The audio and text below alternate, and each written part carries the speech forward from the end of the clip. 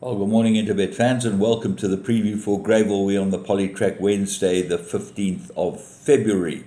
Now, since I've been away because we had no racing because of the rain up here on the Highveld, there's some very interesting stuff happened at Greyville with Jacobson and Yenny obviously getting into a little tiff in the jockey room. What that was about, who knows, because I tried to find out who's riding what happened. Anyway, that was the first thing. The second thing was a very unfortunate incident when the horse that we really liked in the first race at Greyville should have been scratched. Captain Corrupt, or whatever his name was, seemed like he kicked the back gates, and when a horse kicks the back gates, you can't really see if there's any injury to the hocks or the back hind legs, but I'd expect this horse not to be racing for some time, and I think he's got some ability, so we're keeping an eye on him, but he should have been scratched at the start. Never got in the race, and as a result, the heavily backed favourite ended up winning. Let's go into Greyville Polytrack. And just as an aside, 6 out of the 8 runners were won from the races were won from the front, and the other 2, well, they weren't won from the front because the pace was on, and that's what the point is here. So let's have a look at this race meeting and see if we can find out what are the front runners. And we kick off with race 1, which is a maiden plate that goes off at 12:25, 1,200 meters, fillies and mares in it. Impossible to go against the sponsor's horse, Isn't She Bonnie? 5 to 10 she is. She does come back off a rest. She's got 2 good runs, but wow, with the scratching at Daddy's Jet, who I thought might be a bit of a lurker, it's very difficult to find anything else that could beat her. The problem is she fit and ready? Well, Michael Roberts' comment, and he's pretty transparent, Mace always is working well at home. So you would think that this one would be able to go in the first leg. But there have been talk on various chat sites about first race hot favourites getting beaten. Have a close look at that and watch them go down. Race 2, fillies and mares handicap. They go 2,000 meters, and this looks like with the scratching of bell jar, maybe Q for You has been set up with this race. She is a front runner, and Robert Carty from Crawl 7 or 6 now, or 5 now, because there are only 5 runners, will probably end up going to the front. The Dangers, Bay Breeze, number 2, got 3-point penalty for winning last time, but won pretty well. Gareth Van Zell's in good form. Alison Wright's Blazing Astute, number 4.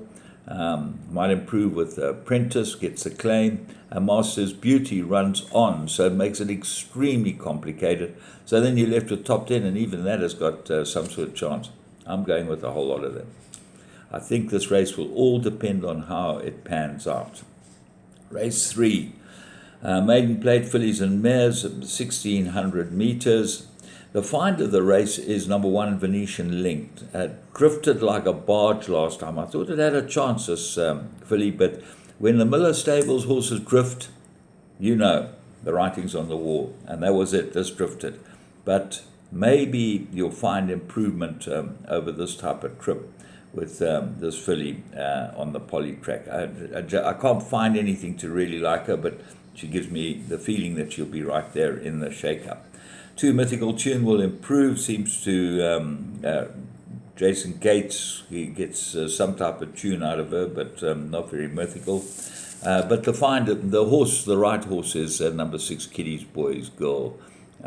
Needed its run, the blinkers are off, which is a problem.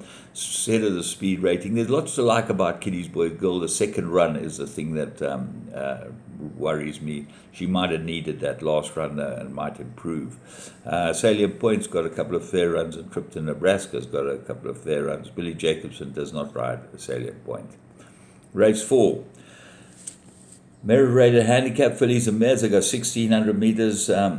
My find of the race is 6, Lady Macbeth. Go back to the run before last. That was a very good run. And I thought that at the weight, she's got to have a big chance, this filly. I think that she's probably better than rated, and I expect her to go really, really well here. Serena Moodley rode her last time. They put the blinkers on. They've now taken them off. So obviously the jockey Thought that she probably needed blinkers after riding her. They've taken them off, so she's got a big chance. Princess Joe's the obvious horse. The Dean Calamare runner. Well, William Rufus, no people close to the yard, and they told me the day before, no, didn't think he could win. Well, the money was for him, and he won. So there you go. This one should be able to go very well. It's run 2 good post-maiden runs. Edwige, number 1. I think this might run well. Ignore its last start, but if it does take to the poly, I think it will go well here. Bellstar gets Lengua again because Muzi's not riding and feeling groovy. Go and come into the race with some sort of chance. Race 5. Merit rated handicap, they go 1700. Raven Sword, well, we found him last time and he won a really nice race. But this is second run after arrest. He got only a 2-point penalty. He's probably improving. Hard to beat, but my horse in this race is number 8, Lulu the Legend. Third run after arrest, Tamelo, good last run, everything in his favour. This is the right horse in this race. I think that he go very well. Lord Minver, well, I've been with this forever, and so he still goes into my play, and I think he's always competitive, but hard for him to beat this type of field. Exceed expectations. The Null runner, number 5, definitely got some sort of chance. Race 6, Merit rated 94. They go 1,000 meters. And I think Winter Baron might be the right horse here. Gets Rachel, gets a good draw. He hasn't shown that he'll go on the poly because this is his first crack. But he's a type of horse I think will go on the poly very well. I expect him to go well.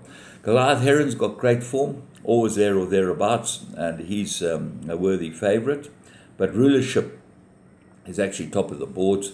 Number 8, the Michael Miller runner with Serena Mudley, 2 very good wins his last 2 runs. But he's been given proper penalties, and he's gone from a 79 to a 93.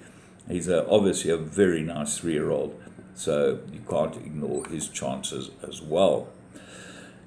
Race 7, Merit rated handicap, 1,400 meters.